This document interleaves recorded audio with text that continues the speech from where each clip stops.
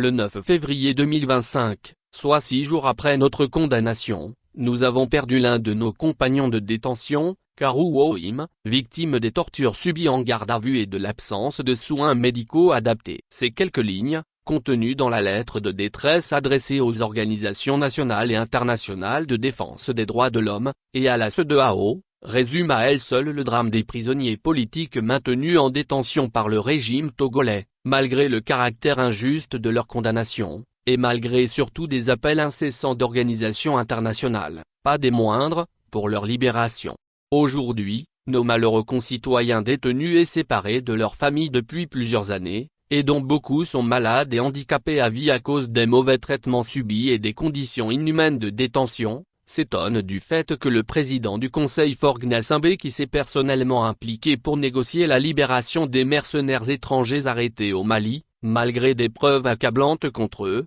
ne manifeste aucun geste de clémence ou de compassion envers nous, ses propres compatriotes. Voici la lettre, synonyme de cri de détresse, signée par les 13 prisonniers déjà jugés et condamnés, encore en vie. Précisons qu'il s'agit ici des prisonniers politiques jugés et condamnés. Plusieurs dizaines d'autres, non encore jugés, croupissent toujours, dont certains comme Jean-Paul Omolou, dans des lieux non conventionnels.